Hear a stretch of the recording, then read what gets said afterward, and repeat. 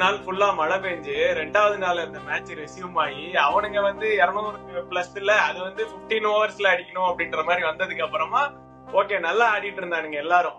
But திடீர்னு Dhoni out ஆயிட்டு எல்லாரும் அவுட் ஆயிட்டு 2 பாலுக்கு 10 ரன் அடிக்கணும். ஆல்மோஸ்ட் எங்க கூட இருக்கிற சிஎஸ்கே ஃபேன்ஸ் எல்லாருமே ஹோப் இழந்துட்டாங்க. யூஸ்வலா அந்த பால் இப்படிதான் போகும். அது ஒரு மாதிரி டெஸ்டினி மாதிரி இருக்கு. வணக்கம் கிரிக்கெட் ரசிகர்களே. 2023ல சிஎஸ்கே கப்பு ஜெயிச்சு 2 வருஷம் ஆக போது. செகண்ட் இயர் ஆனிவர்சரி பக்கத்துல வந்துட்டோம், கொண்டாட போறோம். சோ அந்த ஐகானிக் மேட்ச பத்தி பேசுறதுக்கு இந்த நியூஸ்ல எல்லாம் காட்டுவாங்கல்ல, இவர் பத்திரிகையாளர் அந்த மாதிரி கீழே நான் Sujith MI fan, Prashanth CSK fan, Kishore RCB fan, pretends to be cricket fan அப்படின்னு போட்டுலாம் அவரை. சோ அந்த மேட்ச் பிரசாந்த் ப்ரோ எங்க உங்க ஊர்ல இருந்தீங்களா, துபாயில இருந்தீங்களா ப்ரோ? இல்ல நான் சென்னையில தான் இருந்தேன். சென்னையில தான் இருந்தாரு. ஆனா நாங்க எல்லாரும் ரெசார்ட்ல இருந்தோம் சென்னையில. அப்ப அவரால் வர முடியல. அவருடைய வீடு கிரகப்பிரவேசமோ அந்த ஃபங்க்ஷன் இருந்ததுன்னு நினைக்கிறேன் அந்த டைம்ல. சோ நாங்க அங்க இருந்து பார்த்தோம். அந்த மேட்சே ஒரு ஐகானிக்கான விஷயம். அத நாங்க எத்தனை பேர் போயிருப்போம் கிஷோர் ப்ரோ? நம்ம அந்த 15-16 கிட்ட 15-16 பேர் போயிருப்போம். 15-16 பேர் சேர்ந்து ஐபிஎல் ஃபைனல் பாக்குறதுக்காக அங்க ஒரு ரெசார்ட் புக் பண்ணி யூசுவலா நம்ம ரெசார்ட் 2 நாள் புக் பண்ணுவோம். ஆமா, ஒரு நாள் கிடையாது, 2 நாள் புக் பண்ணுவோம். சண்டே புக் பண்ணா மண்டேவும் சேர்த்து புக் பண்ணுவோம். அது ஒரு நல்ல விஷயமா போச்சு அன்னைக்கு. அதேதான் எல்லாரும் கூட பிளான் பண்ணிருப்பாங்க. ஆமா, எல்லாரும் பிளான் பண்ணிருந்தா எப்படி பண்ணிருப்பாங்கன்னா அந்த நைட்டுக்கு மட்டும் பண்ணிருப்பாங்க. அதுக்கப்புறம் அடுத்த நாள் எக்ஸ்டெண்ட் ஆனவொன்னு இப்ப மேட்ச் பார்க்க போனவங்களே நிறைய பேர் ஸ்டேடியம் வாசல்ல அப்படிலாம் இருந்தாங்க. நாங்க அந்த அளவுக்கு சாக்ரிஃபைஸ் எல்லாம் பண்ணல. ரொம்ப சூப்பரா நல்ல கம்ஃபர்டபுளா ரெசார்ட்லயே 2 நாள் இருந்து பார்த்தோம். அது ஒரு எப்படி சொல்ல, எப்படி சிஎஸ்கேக்கு அது ஒரு கரெக்டா அமைஞ்ச மாதிரி எங்களுக்கும் அது அமைஞ்சிருச்சு. 2வது நாள் எக்ஸ்டெண்ட் ஆகட்டும் ஜாலிதான் அப்படின்ட்டு. இல்ல அன்னைக்கு நானே ஒரு சிஎஸ்கே ஃபேன் மாதிரி ஆயிட்டேன். அந்த ஃபைனல்ஸ் அப்படி ஒரு ஃபைனல்ஸ், ஒரு ஐகானிக் ஃபைனல்ஸ் அது. அந்த ஃபைனல்ஸ்ல நானே ஒரு சிஎஸ்கே ஃபேன் மாதிரி ஆயிட்டேன். அவ்வளவு நல்லா இருந்துச்சு அது பாக்குறதுக்கு. இல்ல நான் கூட அந்த ரெசார்ட்டுக்கு போறதுக்கு முன்னாடி பிரசாந்த் ப்ரோ என்ன இது பண்ணிட்டு இருந்தாங்க. நான் நக்கல் பண்ணிட்டு இருந்தேன். நான் குஜராத் ஜெர்சி போட்டு வர போறேன் அப்படி இப்படின்னு சொல்லிட்டு இருந்தேன். என்னை ஓப்பனா சொல்லிட்டாங்க, இங்க பாரு எல்லாரும் சிஎஸ்கே ஃபேன் தான் வரும், மஞ்சள் ட்ரெஸ் போட்டு வரதா இருந்தா வா, இல்லன்னா துரத்தி விட்டுருவாங்க. அந்த கேரக்டர் யாருக்க சொல்ல வரும். நானும் எம்ஐ ஃபேனு ஃபர்ஸ்ட் கலாய்ச்சிட்டு இப்படியே வந்தேன். அடுத்து இவங்க 200+ போன உடனே சிஎஸ்கே ஃபேன்ஸ் எல்லாரும் ஒரு மாதிரி இதாயிட்டாங்க. நானும் கிஷோர் ப்ரோ மட்டும் சொல்லிட்டு இருக்கோம் சிஎஸ்கே தான் ஜெயிக்கும். நாங்க அப்படியே கொஞ்சம் எங்களுக்கு என்னன்னா ஜடேஜா ரொம்ப ரொம்ப பிடிக்கும். ஓகேவா, 2 பேருக்குமே ரொம்ப பிடிக்கும். அந்த சீசன் ஃபுல்லா தோனி உள்ள வரட்டோம்னு ஜடேஜாவை புள்ளி பண்ணிட்டு இருந்தாங்க, கத்திட்டு இருந்தாங்க. ஜடேஜா அடிச்சு இன்னைக்கு ஜெயிக்கிறான், இல்ல ஜடேஜா தான் ஏதோ பண்றான் அப்படின்னு லாஸ்ட் ஓவர்ல அந்த சிங்கிள் வந்தப்போ கூட லாஸ்ட் 2 பால் 10ன்றப்போ நான் அப்பவுமே சொன்னேன், இன்னும் மேட்ச் முடியல, ஜடேஜாக்கு பட்டுறோம் அப்படின்னு சொல்லி. அப்போ நம்ம தேங்க்ஸ் டு ஹர்திக் பாண்டியா ஒரு கேமியோ பண்றோம். அந்த கேமியோ மொத்தமா மாத்திடும். நல்லா தான் போட்டிருப்பாரு மோஹித் சர்மா, நல்ல ஓவர் அது. எக்ஸாக்ட்லி. ஆனா ஆல்மோஸ்ட் அந்த ஒரு பால் 6 போனதுக்கு அப்புறம் தெரிஞ்சிச்சு இந்த பால் பேட்ஸுக்கு தான் போட போறாங்க அப்படின்னு சொல்லி கிளியரா தெரிஞ்சிருச்சு. இல்ல சாரி, ஆக்சுவலா எனக்கு என்ன தெரியுமா, அந்த ஃபைனல் ஓவர் தூபே ஃபுல்லா ஆடினார்னா வாய்ப்பே கிடையாது. ஏன்னா தூபே ஸ்பெசிபிக்கா ஸ்பின் பேஷர் தான். அவன் ஸ்பின் தான். அதுவும் மோஹித் சர்மா அந்த சீசன்ல best bowler, almost best bowler தான். ஃபர்ஸ்ட் பால் பேட்டிங் வந்தோடனே தான் எனக்கு லைட்டா நம்பிக்கை வந்துச்சு. ஓகே அட்லீஸ்ட் ஏதாவது ட்ரை பண்ணுவான். ஏன்னா மோஹித் எல்லாமே அந்த லெக் சைட் லென்த்லயே போட்டு தூபே நிக்க வச்சுட்டே இருந்தான். ஜடேஜாக்கு லெக் சைட் தான் மேக்சிமம் வருமே. ஆஃப் சைட் ஷாட் தலைவன் ஆடவே மாட்டான். நல்லா ஆஃப் ஃபுல்லா போய் லெக் சைட்ல ஆடுறதுதான் அவனோட ஷாட் எல்லாமே. அதே மாதிரிதான் 2 ஷாட் ஆனா. ஆனா அதெல்லாம் நிஜமாவே இப்ப நினைச்சு பார்த்தா கூட ஒரு ட்ரீம் மாதிரிதான் இருக்கு. 2 பால்ல 10 ரன் அதே ஜடேஜாவே அதே மோஹித் போட சொல்லி அடுத்த ஓவர் அடிக்க சொன்னா அதை அடிக்கவே முடியாது. ஏன்னா 3 பேரும் கிரிக்கெட் ஆடும், நமக்கே தெரியும் அது எவ்வளவு ப்ராபபிலிட்டி அதுல இருக்குன்னு.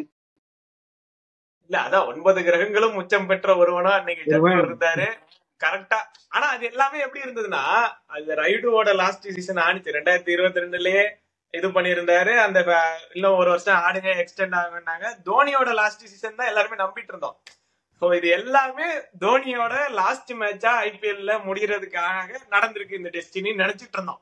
ஆனா அந்த ஃபேர்வெல் அப்படியே ரைடுக்கான இப்ப யோசிச்சு பார்த்தா ரைடு அளவுக்கு ஒரு பெர்ஃபெக்ட் ஃபேர்வெல் கிடைச்ச ஐபிஎல் பிளேயரே இல்லன்ற மாதிரி ஆயிடுச்சு. இப்ப கரெக்டா எக்ஸ்டெண்ட் பண்ணி அந்த கப்பையும் கொண்டு ரைடு வாங்க சொல்லி அது சரியான மொமெண்ட். நான்லாம் எமோஷனல் ஆயிட்டேன், பயங்கரமா எமோஷனல் ஆயிட்டேன். அத சொல்லணும். கிஷோர் இருக்காரு ஃபர்ஸ்ட் வந்து அவர் ஆர்சிபி ஃபேன், நான் எம்ஐ ஃபேன், ஆப்போனன்ட்காக எழுதிருக்கான், ரைவல் டீமுக்காக எழுதிருக்கான். ரைட் விட்ட குடுக்குறாங்க, அப்படியே கண்ணுல தண்ணி வச்சுட்டேன் அந்த மாதிரி அப்படியே அழுந்தாரு. நான் என்னன்னா ஊன்னு கத்திட்டு இருக்கேன் நானு. அங்க ஒரு 2 பாலுக்கு பார்த்திருக்கும் போது நம்ம இவரு சாந்தான ஒரு வெறித்தனமான வாழும் ஜோனி ஒருத்தர் இருக்காரு எங்க டீம்ல. அவர் போயிட்டாரு. இல்ல சாந்தா கூட அன்னைக்கு ட்ரஸ்ட் பண்ணா, ஆக்சுவலி மத்த எல்லாருமே வந்துட்டு டிசப்பாயிண்ட் ஆயிட்டாங்க. இல்ல இந்த மேட்ச் முடிஞ்சிருச்சு, என்னடா இவனுங்க அப்படின்னு சொல்லிட்டு ஒரு மாதிரி டிசப்பாயிண்ட் ஆயிட்டாங்க. இல்ல அவரு ட்ரஸ்ட் பண்ணாரு, அவர் டிவி உடைச்சிருவாரோன்னு நம்ம பயந்துட்டு. இல்ல அதெல்லாம் இருக்கு, அந்த வீடியோ எல்லாம் இருக்கு.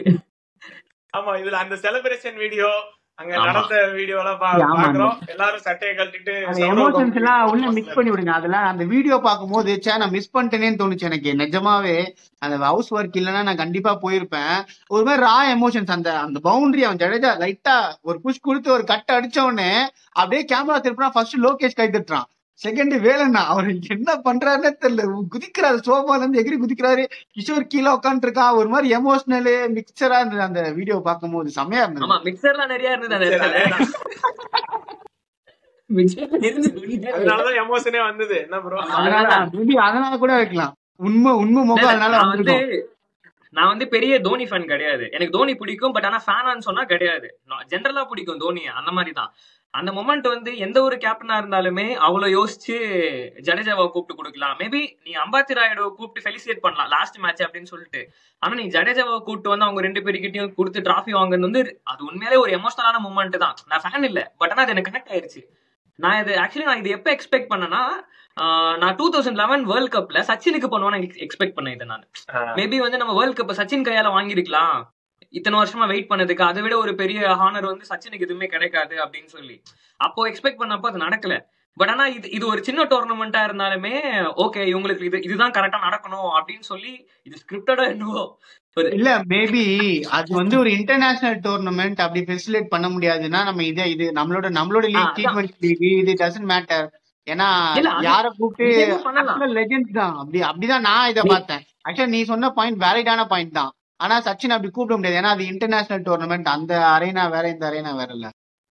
நீ சச்சின் உள்ள கூப்பிட்டு வந்துட்டுனா யாருமே எதுவுமே அப்போஸே பண்ண மாட்டாங்க, சச்சினுக்காக சொல்றேன், அப்போஸ் பண்ண மாட்டாங்க. பட் ஆனா அன்னைக்கு இது தோணல, ஓகே. பட் ஆனா இது பண்றப்போ அதுதான் எனக்கு வந்து உண்மையிலேயே பிடிச்சிருந்தது. அன்னைக்கு நடக்கல, இன்னைக்கு ஒரு விஷயம் நடக்குது, இது ஒரு ஃபர்ஸ்டான விஷயமா இருக்கும். மேபி அந்த டிசர்விங் கேண்டிடேட் வந்து செர்மனிலேயே கூப்பிட்டு கப்ப அவங்க கிட்ட வாங்கலாம்னு சொல்றதுக்கு ஒரு பிக்கெஸ்ட் எக்ஸாம்பிள் அது. இல்ல நம்மளே இந்த மேட்டரை மறக்க மாட்டோமே. இப்ப நம்ம எல்லாரும் ஓரளவுக்கு சிஎஸ்கேக்கு ரொம்ப அதிகமா சொம்படிக்கிற ஆட்கள்ல பத்ரிநாத், ரைடுன்னு நம்ம கலாய்ச்சிட்டு இருக்கோம். பட் இந்த மாதிரி மொமெண்ட ரைடுவால மறந்துருக்க முடியுமா? இப்ப நம்ம வீட்லயே ஒரு கரெக்டான நேரத்துல ஒரு ரிலேட்டிவ் நமக்கு ஏதாவது ஒண்ணு பண்ணிருந்தாருன்னா சே இவரை மறக்க மாட்டோம்னு இருக்கும். எனக்கு ஏதோ அந்த மாதிரி ஒரு லாயல்ட்டி ஆல்ரெடி ரைடு கிட்ட இருந்திருக்கும். அந்த மொமெண்ட்டுக்கு அப்புறம் எனக்கு தெரிஞ்சு இன்னும் கொஞ்சம் அதிகமா இருக்கும்னு தோணுது. இப்பவுமே இருக்கு, இப்பவுமே இவருக்கு கண்டிப்பா இருக்கும். Devoted to CSK Rayudu Mi ஆடி இருக்காரு. பட் இருந்தாலுமே he is devoted to CSK தான். அதே மாதிரி ஜடேஜாவும் கடைசி வரைக்கும் devoted to CSK தான். அது ஒரு ஃபேமிலி மாதிரி ஆயிடுச்சு. அந்த ஃபேமிலி கல்ச்சர் வந்து அவங்க உள்ள வச்சிருக்காங்க. சோ அது வந்து ஒரு பயங்கரமான எமோஷனலான மொமெண்ட் எனக்கு. நம்ம ஒரு ஃபீல்டுல பயங்கரமா ஷைன் ஆயிட்டே இருக்கோம். அந்த ஃபீல்ட்ல இருந்து நம்ம முடிச்சிட்டு நம்ம போதும்னு நினைச்சிட்டு போறோம். அப்ப கரெக்டா ஒரு டைம்ல வந்து ஓகே நீ ஒரு லெஜெண்ட் ஆஃப் த கேம், உனக்கான ரெகக்னேஷன் நாங்க கொடுப்போம் அப்படின்றதுனால சிஎஸ்கே அது பண்ணதுனால கூட ராயுடுவோட அந்த லாயல்டி ஃபேக்டர் அதிகமா இன்க்ரீஸ் ஆயிருக்கலாம். நான் நிறைய இன்சிடென்ட், அதுவும் இல்லாம தோனிக்கும் ராயுடுக்கும் இருக்கிற அந்த ரிலேஷன்ஷிப் பத்தி நிறைய சின்ன கிளிம்ஸா அந்த இன்ஃபர்மேஷன் ஃபேக்ட்ஸ் எல்லாம் பார்த்திருக்கோம். இந்த ராயுடு பிரியாணி செஞ்சு கொண்டு வர்றது, இவங்க பார்க்கிங் லாட்ல வச்சு சாப்பிடுறது, ஹோட்டலுக்குள்ள விட மாட்டாங்கன்னு சொல்லிட்டு அந்த மாதிரி இன்ஃபர்மேஷன் நிறைய கேட்கறப்போ அப்ப அவங்களுக்குள்ள பர்சனலா ஒரு ஃப்ரெண்ட்ஷிப் இருந்திருக்கு. இது இப்படி பண்ண உடனே அது பெருசா பூம் ஆயிடுச்சு. ஓகே ஒரு பிளேயருக்காக இப்படி பண்றாங்களே அப்படின்னு. அதனால கூட ராயுடு அப்படி பேசலாம். பட் ஆனா அது வேற டாபிக். நான் வந்து அன்னைக்குதான் வந்து தோனிய வந்துட்டு நீ மனுஷன்டா, நீ உண்மையிலே மனுஷன்டா, பெரிய மனுஷன்டா நீ அப்படின்னு எனக்கு ஒரு தாட் வந்துச்சு. யாருமே பண்ண மாட்டாங்கல்ல, நீ அந்த அளவுக்கு பண்ணதுன்னு ஓகே. இது இன்னொரு ஹிண்ட் கொடுக்குறேன், இன்கேஸ் ஆர்சிபி ஜெயிச்சா அவங்களும் விராட் கோலியை கூப்பிடணும். ஏபிடிய கூப்பிடணும் முதல்ல. ஏபிடி மேட்ச் கிரவுண்ட்ல தான் இருப்பான் கண்டிப்பா. ஏபிடிய கூப்பிடணும். ஏபிடிலாம் ஓகே தான், பட் ஆனா விராட் கோலி தான் deserving candidate, first deserving candidate. அப்படின்னு ஏபிடியை கூப்பிடணும், அவங்க கிறிஸ் கெயில கூப்பிடணும். ஏன்னா கிறிஸ் கெயிலால தான் ஆர்சிபியே தெரிய வந்தது வெளியே நிறைய. ஏபிடிக்கு முன்னாடி வந்து கிறிஸ் கெயில் தான் நீங்க ட்ரிக்னானிஸை தான் கூப்பிடணும். ட்ரிக்னானிஸை ரீப்ளேஸ் பண்ணி தான் கிறிஸ் கெயில் வந்தாரு. அப்படிதான் அப்படின்னு பார்த்தா எல்லாரையும் தான் கூப்பிடணும் நீங்க. இல்ல அந்த டீமுக்கு 3 பேர் தான் ஹெட், அவங்க 3 பேர். ஓகே, ஆர்சிபி பக்கம் போயிருச்சு. சாரி விஜித். இல்ல இது இந்த பவர் ஸ்டார் இது வருமே, மச்சான் எனக்கு குழந்தை பிறந்தா உன் பேர் தான் வைப்பேன் அப்படின்னு பிறந்தா வச்சுக்கலாமா, இதெல்லாம் ஜெயிக்கிற டீம் அப்புறமா யோசிச்சுப்பாங்க. ஆக்சுவலா எனக்கு வந்து ஜடேஜா அந்த பிக்சர்ல வந்ததுக்கு ரீசன் என்ன தெரியுமா, தோனி ரொம்ப எமோஷனல் ஆயிட்டாப்ல. அவ அந்த ரன்னிங் அடிச்சு, ஏன்னா எனக்கு தெரிஞ்சு தோனி 3 டைம் தான் எமோஷனல் ஆயிருக்காரு ஐபிஎல்ல.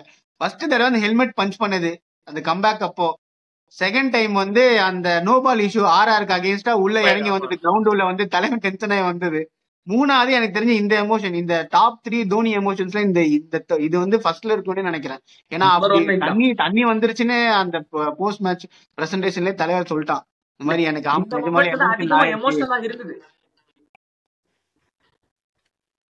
அதிகமா எமோஷனலா இருந்தது அந்த டைம்ல தான். அந்த மாதிரி பெருசா நம்ம எக்ஸ்பிரஸ் பண்ணி நான் பார்த்தது இல்ல, ஐபிஎல் லெவல்ல சொல்றேன்.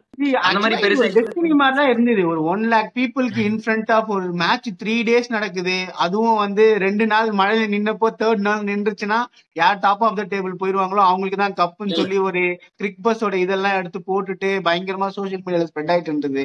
அப்படியும் இதை விட கேம் ஆடுவாங்க ஸ்டேஷன்ல, ஸ்ட்ரீட்ஸ்ல, கிரவுண்ட் பக்கத்துல. அவ்வளவு அது ரொம்ப ஹெவியான ரெயின் போல அன்னைக்கு. அவங்க எந்த ஒரு இதுவுமே கிடையாது. அன்னைக்கு தெரியும்ல, டிக்கெட் ரேட் அதிகம், ஹோட்டல் ரூம்ஸ் ரேட் அதிகம், எல்லாமே அதிகம், எல்லாமே பயங்கரமான ரேட் அந்த time. Hotel rooms full packed. அது நீ வந்து ஏதாச்சும் ஒண்ணு வாங்கணும்னாலும் சரி, எல்லாமே டபுள் ட்ரிபிள் ரேட் தான். சோ அவ்வளவு கஷ்டத்துலயும் வந்துட்டு இந்த மாதிரி ஒரு மொமெண்ட் வந்து ஃபேன்ஸ் கிடைச்சது இல்ல. இதெல்லாம் சரியான மொமெண்ட். அவங்களாம் அதை மறந்துருக்கவே மாட்டாங்க. லைவ்ல அதை எக்ஸ்பீரியன்ஸ் பண்ணவங்க, டிவில பார்த்த நம்மளே வந்து இந்த அளவுக்கு எக்ஸ்பீரியன்ஸ் பண்ணிருக்கோம், இவ்வளவு என்ஜாய் பண்ணிருக்கோம்னா அந்த ஃபீல்டுல வந்து அந்த ஸ்டேடியத்துக்குள்ள இருந்து பார்த்தவங்களுக்கு வந்துட்டு அது பயங்கரமான மொமெண்ட். எனக்கு தெரிஞ்சு இது one of the core memory. Adult ஏஜ்ல ஒரு one of the core memory. இப்ப நமக்கு சின்ன வயசுல ஒரு கோர் மெமரி இருக்கும்ல, அந்த மாதிரி அடல்ட் ஏஜ்ல அது அந்த மக்களுக்கு எல்லாம் ஒரு கோர் மெமரியாவே இருக்கும். சம்டைம்ஸ் இந்த சாவும் போது ஒரு கிளிம்ஸ் லைஃப் வந்து போகும்னு சொல்றாங்களே, அப்ப இந்த மெமரி வந்தாலும் ஆச்சரியப்படுறதுக்கு இல்ல.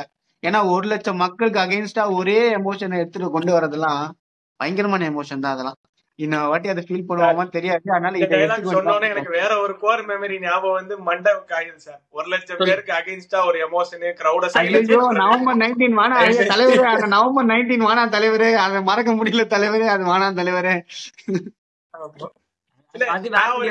நான் ஒரு கான்ட்ரவர்சியலான ஒப்பீனியன் சொல்றேன். ஒரு நியூட்ரல் ஃபேன் இருக்கீங்க, தோனி ஃபேன் இருக்கீங்க, கரெக்டா சொல்லுங்க.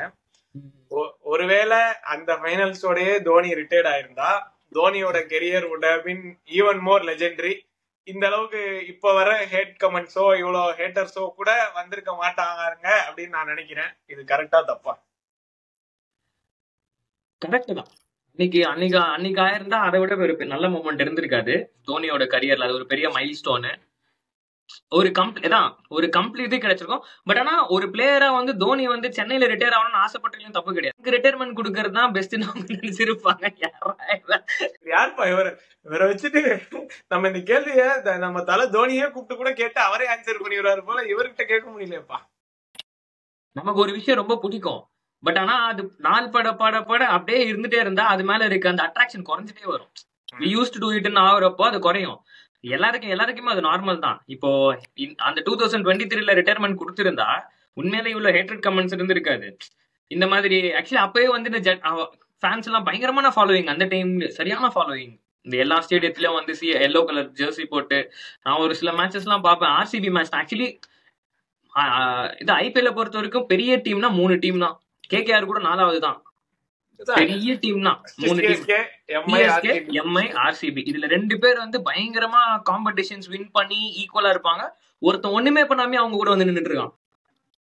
பட் இருந்தாலுமே அந்த லெகசி அப்படிலாம் பாக்குறப்போ ஃபேன் பேஸ்ன்னு பார்த்தா எம்ஐக்கு பயங்கரமான சப்போர்ட் வான்கடையில இருக்கும், சென்னைக்கு வந்து பயங்கரமான சப்போர்ட் சேப்பாக்ல இருக்கும், ஆர்சிபிக்கு அந்த மாதிரி இருக்கும். பட் ஆனா இங்க எங்கேயுமே சென்னை போய் ஆடுச்சுன்னா சிஎஸ்கே போய் ஆடுறப்பெல்லாம் சிஎஸ்கேவோட சப்போர்ட் தான் அதிகமா இருக்கும், பயங்கர அதிகமா இருக்கும். ஆக்சுவலி அது வந்து அந்த 2023 பயங்கரமா இருந்துச்சு. ஸோ நானே ஐ ஃபெல்ட் ஓகே இதுதான் ரைட் டைமு. அந்த எமோஷனல் டிசிஷன் எடுத்துட்டு ஓகே ஃபைன், அவனும் வந்துட்டு சாரி தோனியும் வந்துட்டு போயிடுவாரு, இதுதான் லாஸ்ட் டே அப்படின்னு சொல்லிட்டு போயிடுவாருன்னு எக்ஸ்பெக்ட் பண்ணோம். But you want to track it. ஒரு சென்னையில இருந்து போலாமா, அது நடக்கல. மேபி ஹோப் நெக்ஸ்ட் சீசனும் ஆடுற மாதிரி தான் இருக்கு. அந்த சீசனாவது நடக்கட்டும், மேபி நடக்கலாம், வாய்ப்பு இருக்கு, நடந்தா நல்லா இருக்கும். ஸோ ஹோம் கிரவுட் முன்னாடி. பட் ஆனால் ஃபைனல்ஸ் அங்கே ஆட முடியாது, லீக் மேட்ச். ஆனால் இப்போ இந்த லீக் மேட்ச்மே அவர் வெளியே போயிடுச்சு. லாஸ்ட் லீக் மேட்ச் ராஜஸ்தான் கூட ஆடின மேட்ச் டெல்லியில நடந்துச்சு. ஸோ மேபி அது நடந்துச்சுன்னா இல்ல எனக்கு என்னன்னா அந்த இது வந்து அனிருத்தாவும் சொல்லியிருந்தாரு, either you tie a hero or live long enough to become a villainன்ற மாதிரி இந்த இது மாறி இருக்கு. பட் என்ன பண்ணியிருந்தாலும் எப்படி சொல்ல, இந்த 2 வருஷத்துல கொஞ்சம் இவ்வளவு ஹேட்ரட் கமெண்ட்ஸ் இதெல்லாம் வந்திருந்தாலும் அது மெயினா எதனாலன்னா இவங்க பண்ற ஸ்கேம்னால, இந்த டிக்கெட் ஸ்கேமு இதுக்காக பண்றதுனால அவரும் இதுல இன்வால்வ்டு அந்த மாதிரி யோசிச்சுதான் இந்த இதெல்லாம் வருது. ஸோ எனக்கு தெரிஞ்சு என்ன பண்ணாலும் அந்த மாதிரி ஒரு எண்டிங்லாம் கிடைக்காது. அது மேஜிக் பேர் சொன்ன மாதிரி இதுல இவ்வளவு ஃபேக்டர்ஸ் இருக்குன்றனாலையும். பட் ஆல்வேஸ் தோனின்றவர் வந்து ஒரு லெஜெண்டா தான் இருப்பாரு. இதுதான் டெஸ்டினியே கொடுத்துட்டாங்க, இதை விட்டா உனக்கு வேற ஆப்ஷன் இல்லைன்னு சொல்லி கொடுத்துட்டாங்க. அது அப்படியே போயிருந்தாலும் ஓகே. பட் ஓகே, நிறைய ஃபேன்ஸ் இன்னும் டை ஹார்ட் ஃபேன்ஸ் நிறைய பேர் இருக்காங்க, தோனியை பார்த்தா போதும்னு நினைக்கிறவங்க நிறைய பேர் இருக்காங்க. அதனால அவங்க என்ஜாய் பண்றவங்க என்ஜாய் பண்ணிக்கிட்டோம், நல்ல விஷயம். அதுவும் பாயிண்ட் ஆஃப் வியூல இருந்து பார்த்தா. சோ இதோட இந்த வீடியோவோட எண்டுக்கு நாம வந்துட்டோம். இதுல வந்து நீங்க சொல்லுங்க, அப்படி ஒரு எண்டிங் தோனிக்கு ஒரு ஃபேர்வெலா அமைஞ்சிருந்தா அது நல்லா இருந்திருக்குமா, இல்ல அதுக்கப்புறம் ஒரு 2 வருஷம் நாங்க பாத்திருக்கோம், இப்ப 3வது வருஷமும் பார்க்க போறோம், அது வரைக்கும் நல்லது தானே அப்படின்ற மாதிரி நினைக்கிறீங்களா அப்படின்ற உங்க கருத்தையும் சொல்லுங்க. வேற எந்த மேட்ச் ரொம்ப ஐகானிக்கான மேட்ச் அதை பத்தி பேசணும் அப்படின்னு விருப்பப்பட்டாலும் நீங்க வந்து சொல்லலாம். ஸோ அடுத்தடுத்த வீடியோஸ்ல பார்ப்போம். பாய் பாய்.